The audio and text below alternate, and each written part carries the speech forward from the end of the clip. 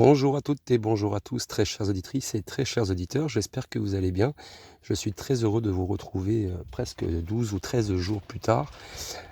Beaucoup de choses se sont passées sur ces 13 jours. Pour la petite histoire, on va dire que beaucoup de soleil, beaucoup de chaleur, donc complications pour le PC, complications pour le matériel que j'ai. Et donc c'était un petit peu délicat, on va dire, pour enregistrer.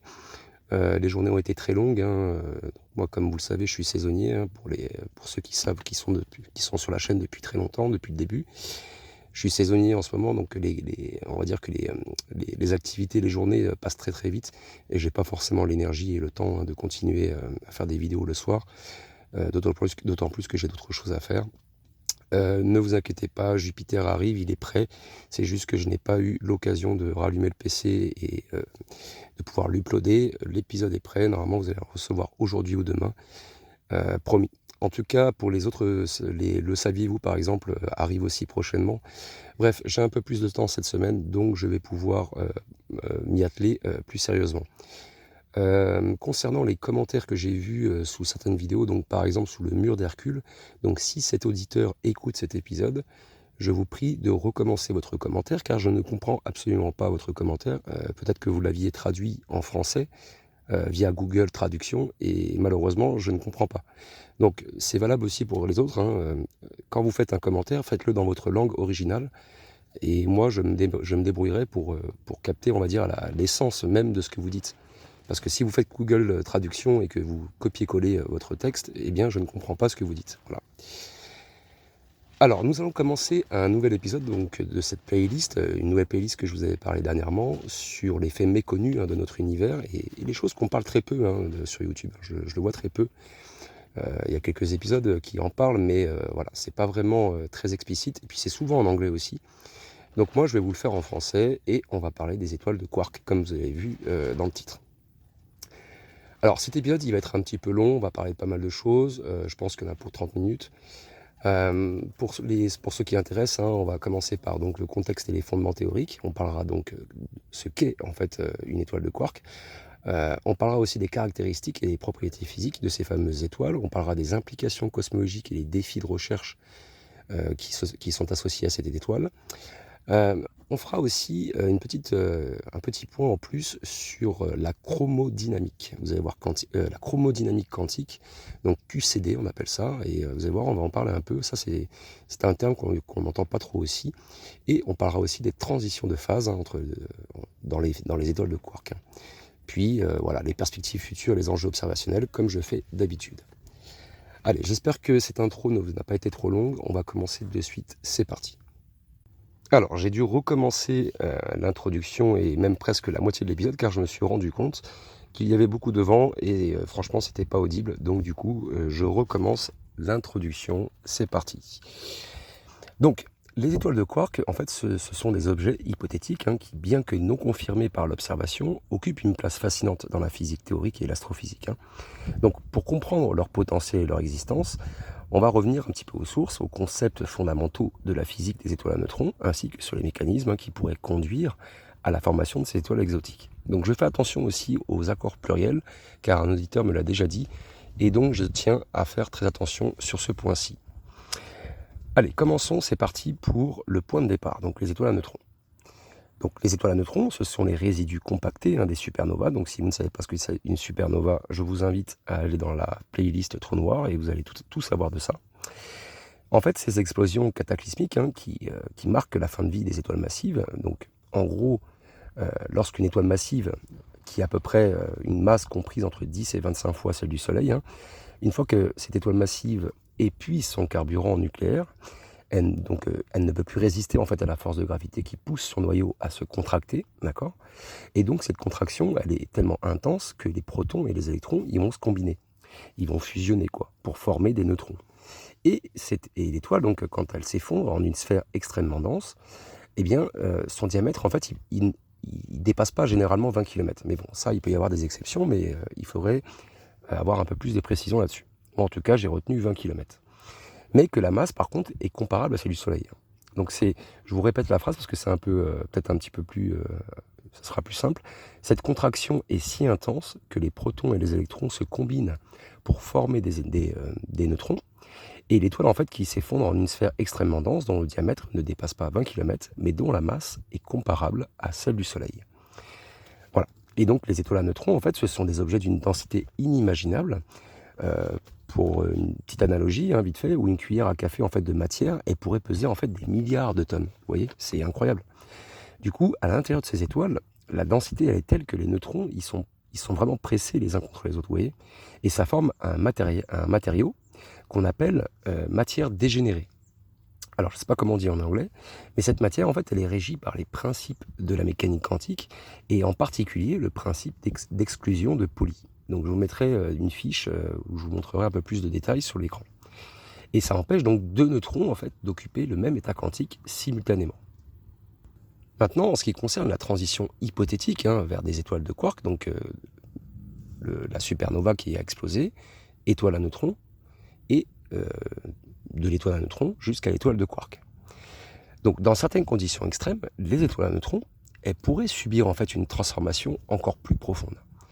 Si la masse de l'étoile à neutrons elle dépasse une certaine limite, donc qui est connue sous le nom de limite de Tolman-Oppenheimer-Volkoff, qui est environ 2 à 3 masses solaires, eh bien la pression à l'intérieur de l'étoile, elle pourrait devenir si intense, si incroyable, que les neutrons eux-mêmes pourraient se décomposer en quarks. Et donc les quarks, en fait, c'est les constituants fondamentaux des protons et des neutrons, et qui est dans un état de pression extrêmement élevé. Et ces quarks, en fait, ils pourraient se libérer de leur confinement dans les neutrons, et qui donnerait naissance à un nouvel état de matière qu'on appelle la matière de quark. Et donc une étoile qui est constituée principalement de cette matière, eh bien, ça serait ce qu'on appelle une étoile de quark. Voilà. Je pense que j'ai été assez explicite là-dessus. Maintenant, parlons un peu des caractéristiques et propriétés physiques de ces fameuses étoiles. Donc, si elles existent, parce que pour l'instant c'est hypothétique, elles représenteraient un état en fait de la matière, encore plus dense et exotique que les étoiles à neutrons. En fait, leur étude théorique nous permet de mieux comprendre leur interaction fondamentale dans la matière et des densités extrêmes qui soulèvent des questions intrigantes sur la nature de l'univers. Donc, la matière de quark, c'est un nouvel état de matière. La matière de quark, en fait, elle diffère en fait fondamentalement de la matière normale et même de la matière neutronique, comme on peut dire. Donc, dans les conditions extrêmes qui règnent à l'intérieur d'une étoile de quark, les quarks, en fait, ils seraient dégagés de leur confinement habituel dans les nucléons, donc protons et neutrons, et se trouveraient en fait dans un état de liberté relative, qui formerait en fait un plasma de quark. Voilà. Et ce plasma de quark, en fait, il pourrait exister sous différentes formes. Donc, notamment la matière de quark UDS, qui inclut donc des quarks up, montant, down, descendant, et strange. Je pense qu'en traduisant on dirait bizarre, étrange, et donc ou dégénérescent, je sais pas. Et donc cette dernière, en fait également appelée matière étrange, est une forme en fait hypothétique particulièrement stable de la matière de quark. Et certains modèles théoriques en fait suggèrent même que cette matière étrange pourrait être plus stable que la matière ordinaire. Donc ce qui pourrait avoir des implications cosmologiques significatives, comme la possibilité que toute la matière visible de l'univers en fait puisse se transformer en matière étrange sous certaines conditions. Ça donne matière à réfléchir quand même. Parlons un peu de densité et de structure interne. La densité d'une étoile de quark serait encore plus extrême que celle d'une étoile à neutrons, je pense que vous l'avez compris, et potentiellement atteignant ou dépassant même plusieurs fois la densité de saturation nucléaire. Donc c'est la densité au cœur des noyaux atomiques. Et cette densité incroyable, en fait, elle impliquerait une gravité de surface phénoménale et des effets relativistes intenses et des conditions de température et de pression au-delà de ce qu'on peut actuellement recréer ou observer directement. Donc la structure interne d'une étoile de quark, elle pourrait également être très différente de celle des étoiles à neutrons. Plutôt que d'avoir une structure simple, en fait avec un noyau de neutrons entouré d'une croûte de matière dégénérée d'électrons, eh bien une étoile de quark pourrait avoir plusieurs couches composées de différents types de matière de quark, avec peut-être un noyau de quark, un noyau de quark strange, donc étrange, entouré de couches de quark up et down. Et donc ça ferait vraiment un truc bizarre, mais bon, c'est comme ça, c'est la théorie. Et ces couches, en fait, elles pourraient être séparées en fait, par des transitions de phase où les conditions physiques changeraient de manière abrupte. Allez, on va continuer sur le point numéro 2.3. Donc je vous prie de m'excuser pour les bruits environnants. J'essaie de faire le maximum, c'est vraiment pas facile. Parlons un petit peu maintenant des manifestations astrophysiques et des observations indirectes. Ça aussi, c'est un point important avant de parler un petit peu des implications cosmologiques et des défis de la recherche sur les étoiles de quark. Donc, bien qu'aucune étoile de quark n'a encore été observée directement, je le rappelle, pour l'instant c'est de la théorie, les scientifiques ils ont proposé quand même plusieurs signatures potentielles qui pourraient révéler leur existence. Et parmi ces signatures, on trouve des pulsars donc à rayon X particulièrement compacts et massifs. On trouve aussi des sursauts gamma avec des caractéristiques inhabituelles, ou encore des anomalies dans la distribution de la matière sombre dans les galaxies. Donc en outre, il y a quand même certaines théories qui suggèrent que des collisions d'étoiles de quark pourraient produire des ondes gravitationnelles avec des signatures distinctes de celles produites par les fusions de trous noirs ou d'étoiles à neutrons. Elles seraient complètement différentes.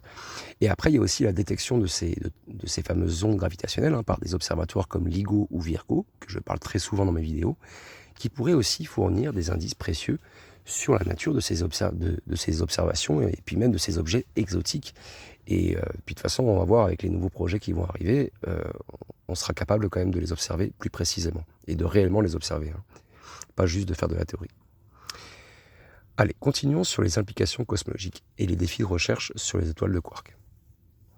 Les étoiles de quark, en fait, en tant qu'objet hypothétique, ça ouvre forcément des nouvelles perspectives sur notre compréhension de l'univers et des forces fondamentales qui le régissent. Leur étude elle soulève de nombreuses questions, tant sur le plan théorique que sur le plan observationnel. Et on va parler déjà du point numéro 1 sur le troisième chapitre, c'est les étoiles de quark et l'évolution stellaire. Alors j'ai déjà fait un épisode très conséquent sur les trous noirs, sur l'évolution stellaire. J'ai dû parler un petit peu des étoiles de quark, je pense une fois ou deux, mais vraiment pas concluant. C'était pas vraiment précis et je crois que j'en ai vraiment jamais parlé précisément. Et là, aujourd'hui, c'est l'occasion. Donc si les étoiles de quark, si elles existent vraiment, elles pourraient représenter donc une étape ultime dans l'évolution des étoiles massives. Et dans ce scénario, une étoile massive en fait ne se terminerait pas toujours par un trou noir après l'effondrement d'une supernova, comme je l'ai expliqué dans ma playlist. Ça pourrait plutôt faire passer par une phase d'étoiles de quark, parce que si la masse et les conditions sont adéquates, alors théoriquement ça pourrait être possible. Et ça modifierait donc, du coup, notre compréhension de ces fameux processus de fin de vie stellaire et des mécanismes de formation des objets compacts dans l'univers. Alors ça modifierait pas complètement ma vidéo, ce que j'ai fait, mais ça rajouterait une catégorie, quoi. Voilà. Donc une étoile de quark, en fait, elle pourrait également avoir un impact sur les environnements proches, par exemple les restes de supernova qui forment des étoiles de quark, et ça pourrait générer des explosions ou des émissions de rayonnement différentes de celles qui sont associées aux étoiles à neutrons ou aux trous noirs, et du coup ça offrirait des nouvelles perspectives pour l'observation des restes de supernova. Et ça modifierait aussi un petit peu la compréhension des trous noirs. Pourquoi des fois il y en a certains qui prennent plus de masse que d'autres. Peut-être que ces fameuses étoiles de quark sur lesquelles elles ont une direction, une trajectoire, et elles passent à travers ou devant ou à côté d'un trou noir, et en fonction de la catégorie du trou noir, eh bien, le trou noir la mange et grossit, voilà, petit à petit. Peut-être que ça pourrait être aussi une théorie en plus. Allez, parlons un petit peu des défis théoriques et expérimentaux. L'étude des étoiles de quark, en fait, est entravée par plusieurs défis. Tout d'abord, il est difficile de recréer en laboratoire, je pense que vous l'avez bien compris et vous vous en doutez, c'est les conditions de densité et de pression qui sont nécessaires pour étudier cette fameuse matière de quark. Alors, les expériences sur les collisions d'ions lourds, telles que celles qui sont menées au CERN ou au RHIC, ils cherchent en fait à atteindre des états similaires, mais c'est pas possible avec ces expériences. Ça peut juste effleurer les conditions qui existeraient vraiment à l'intérieur d'une étoile de quark. Pour l'instant, on en est vraiment très très loin. Et puis de plus, la modélisation théorique des étoiles de quark, elle nécessiterait une compréhension approfondie. Alors, de ce mot que je vais vous expliquer, c'est la chromodynamique quantique, donc QCD. En fait, cette théorie, elle décrit que les interactions entre les quarks et les gluons, en gros, c'est vraiment complexe à expliquer, mais ces équations sont difficiles même à résoudre, et même avec des superordinateurs les plus avancés. Alors oui, je vais recommencer un petit peu quand même le contexte, parce qu'effectivement, je me suis perdu dans mon explication, mais j'avais déjà fait des épisodes sur les simulations informatiques pour pouvoir avoir des modèles théoriques sur notre univers. Et donc on a des super ordinateurs qui sont hyper avancés avec l'IA et tout ça, avec toute la technologie qui en découle. Et bien même avec ça, on n'est toujours pas capable d'expliquer correctement et d'avoir des vrais modèles précis. pour expliquer ce qu'est une étoile de quark ou même d'autres choses ou même d'autres points importants qui concerneraient ces fameuses étoiles de quark. Voilà. Donc moi-même c'est très compliqué d'expliquer. Voilà, là je fais que simplifier, mais c'est très difficile d'expliquer. Bref, passons maintenant sur les implications pour la cosmologie et la matière sombre. Ça aussi c'est important d'en parler avant de faire une mini conclusion et d'entamer le 4e chapitre. Alors, si les étoiles de quark elles existent et si vraiment elles sont confirmées, elles pourraient également offrir des indices sur la nature de la matière sombre. Et il y a certains modèles théoriques qui suggèrent même que cette matière sombre pourrait être composée de matière étrange, sous forme de quark libre, ou même de fragments d'étoiles de quark qui n'ont pas complètement fusionné ou qui seraient en matière baryonique. Et donc ça pourrait relier les étoiles de quark aux grandes questions cosmologiques sur la compréhension et la composition de l'univers. Enfin, les découvertes d'étoiles de quark ouvriraient la voie aussi à de nouvelles recherches sur la condition de l'univers primitif, et si des étoiles de quark ou des objets similaires se sont formés peu après le Big Bang, ça pourrait avoir influencé la formation des premières galaxies et la distribution de la matière dans l'univers, et même des trous noirs, des premiers trous noirs primordiaux, s'ils existent. Et donc leur étude pourrait ainsi nous fournir en fait des informations cruciales sur les premières étapes de l'évolution cosmique. Parce qu'effectivement, dans l'explication que je disais et que j'ai recommencé, c'est qu'en gros, oui, cette théorie modifierait aussi la façon dont les trous noirs évoluent. J'ai fait des épisodes sur les trous noirs où je vous ai parlé des différentes catégories. Eh bien, on pourrait rajouter une autre catégorie parce qu'effectivement, ça pourrait engendrer des trous noirs différents si, par exemple, ils ingèrent des étoiles à quark qui passaient dans la trajectoire du trou noir. Donc les étoiles de quark, en fait, elles représentent quand même, je pense, vous avez bien compris, une frontière qui est fascinante pour la physique théorique et de l'astrophysique. Pour l'instant, leur existence reste hypothétique, mais elle est quand même vraiment très sérieusement recherchée. Et leur étude, elle pourrait transformer notre compréhension des objets compacts et même des interactions fondamentales entre les particules et de l'évolution de l'univers, quoi. Donc leurs propriétés extrêmes et leur implication cosmologique, ça en fait déjà un sujet de recherche qui est incontournable pour les décennies à venir, et leur confirmation de leur existence par l'observation directe ou indirecte, ça marquerait évidemment une avancée majeure dans notre exploration de l'univers. Allez, parlons maintenant un petit peu de la physique théorique et des étoiles de quark et de la chromodynamique quantique et des transitions de phase. Vous allez voir, c'est un peu compliqué, mais peut-être qu'on aura l'occasion d'en reparler dans d'autres épisodes. Si vous avez des questions, n'hésitez pas, comme d'habitude, vous allez dans les commentaires et vous me les demandez. Alors, on va essayer d'approfondir un peu notre compréhension de ces fameuses étoiles de quark, et il est essentiel de plonger dans les détails de la physique théorique qui sous-entend leur existence. Donc, la chromodynamique quantique, donc QCD, c'est une théorie qui décrit les interactions fortes entre les quarks et les gluons. Ça joue un rôle central dans la compréhension des conditions nécessaires à la formation de la matière de quark et par extension des étoiles de quark. Allez, je vais donc maintenant tenter de vous expliquer un petit peu le concept de base de la chromodynamique quantique. C'est vraiment pas facile à expliquer, mais j'ai essayé de vous le simplifier au maximum. Donc la chromodynamique quantique, QCD, c'est une théorie qui fait partie du modèle standard de la physique des particules. Elle explique en fait comment les quarks, qui sont des particules fondamentales, interagissent entre elles. Donc ces interactions, elles se font par l'intermédiaire de particules qu'on appelle gluons et qui sont responsables de la force forte. La force qui maintient les quarks ensemble à l'intérieur des protons, des neutrons et d'autres particules sont appelés les hadrons.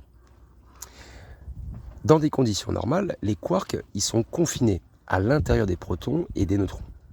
Donc ce confinement, il signifie que les quarks ne peuvent pas en fait être séparés ou observés individuellement. Ils sont toujours piégés à l'intérieur des hadrons.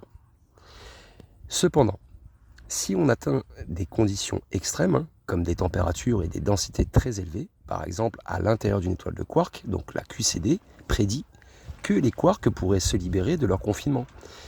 Et donc du coup, ça donnerait lieu à un état de la matière où les quarks et les gluons seraient libres en fait de se déplacer. Et ça créerait ce qu'on appelle un plasma de quarks et de gluons. Et cette transition de la matière, donc où elle passe d'un état avec des protons et des neutrons distincts à un état avec des quarks libres, eh bien c'est essentiel pour comprendre comment une étoile de quark pourrait se former. En gros, la QCD, Elle explique comment les quarks sont habituellement piégés dans les protons et les neutrons, mais dans des conditions vraiment extrêmes, et ces quarks pourraient se libérer et former un nouveau type de matière, crucial donc pour l'existence des étoiles de quarks.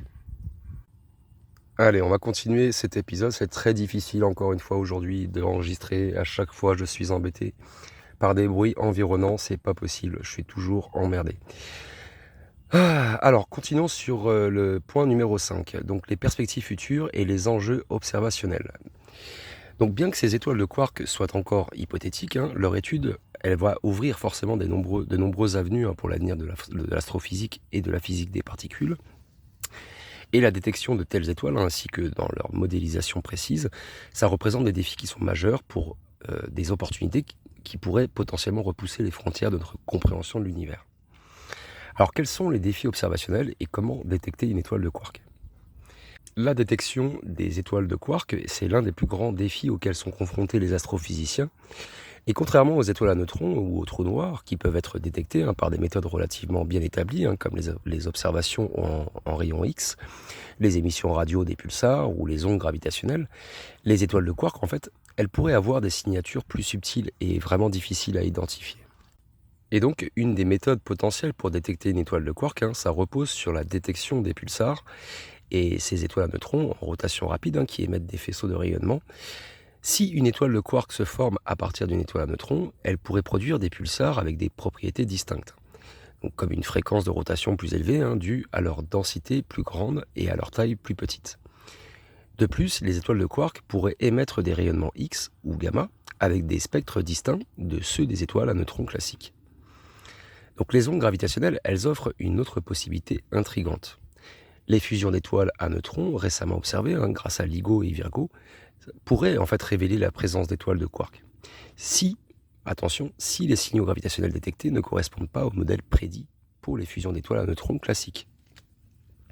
Donc une fusion qui implique une étoile de quark pourrait produire des signaux gravitationnels avec des caractéristiques spécifiques, comme une durée différente sur la phase post-fusion, ou des fréquences caractéristiques liées aux propriétés intenses de l'étoile de quark. Allez, parlons maintenant d'un sujet qui est vraiment passionnant, c'est la modélisation des étoiles de quark, et selon moi qui est un défi pour la physique théorique. Alors, la modélisation des étoiles de quark, ça représente un autre défi qui est crucial et qui est vraiment hyper intéressant.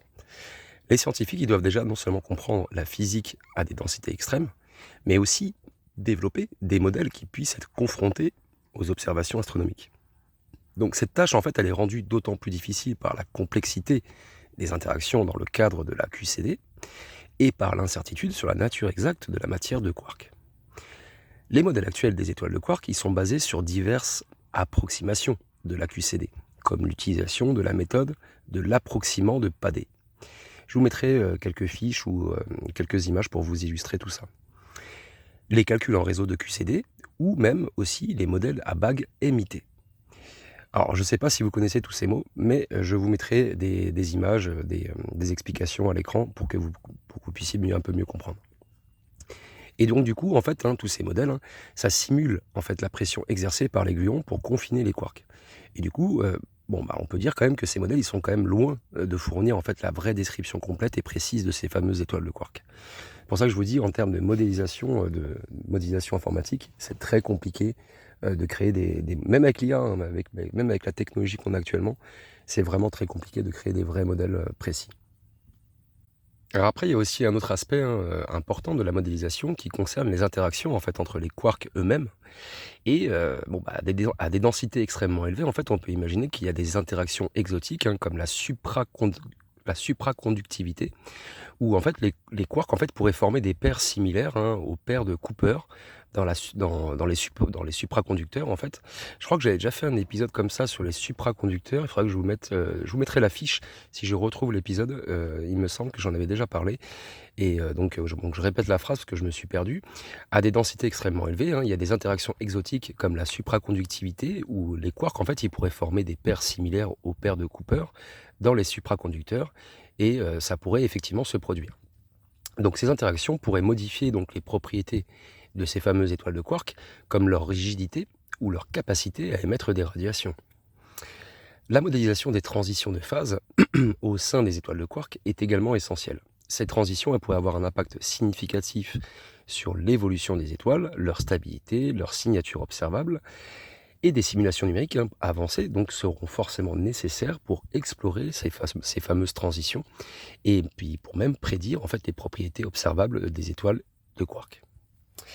Voilà, c'est un sujet très compliqué qui mérite effectivement d'autres épisodes, mais bon, bah, je vous laisse maître de la situation. Si vous avez des choses sur lesquelles vous voulez plus de précision, vous me le dites en commentaire et je me ferai un plaisir de faire l'épisode. Terminons cet épisode, qui est déjà bien assez long, sur les implications pour l'astrophysique et la cosmologie. Alors, la confirmation de l'existence des étoiles de quark, elle aura forcément des implications profondes pour l'astrophysique et la cosmologie, et elle pourrait offrir aussi une nouvelle fenêtre sur l'état de l'univers dans ses premières fractions de seconde, lorsque les conditions en fait étaient suffisamment extrêmes pour permettre l'existence d'un plasma de quark-gluon. Et donc du coup, ça pourrait ainsi fournir des indices sur la formation des premières structures de l'univers et sur l'évolution des galaxies. Et de plus, les étoiles de quark elles pourraient aussi avoir des implications pour notre compréhension des sursauts gamma et même des autres événements énergétiques extrêmes. Et si certaines de ces explosions sont en réalité des manifestations de transition de phase dans des étoiles de quark ou même de collisions entre ces étoiles, eh bien ça modifierait notre compréhension de ces phénomènes, vous voyez. Enfin, les étoiles de quark elles pourraient aussi offrir des pistes pour la recherche sur la matière sombre. Et bah, en fait, si ces étoiles de quark ou même des fragments de matière de quark sont vraiment présents dans l'univers, ça pourrait interagir de manière subtile avec la matière normale et la matière sombre. Et de facto, ça influencerait la distribution de la matière à grande échelle et même des observations cosmologiques. Voilà, c'est un sujet compliqué, mais l'étude des étoiles de quark se situe vraiment à l'intersection de l'astrophysique, de la physique, des particules et de la cosmologie. Alors ces objets hypothétiques, bien qu'encore inobservés, ils ne sont pas encore observables, c'est juste de la théorie, ça soulève quand même des questions qui sont vraiment fondamentales sur la nature de la matière et des densités extrêmes, sur les transitions de phase dans l'univers primitif, et même sur la fin de vie des étoiles massives.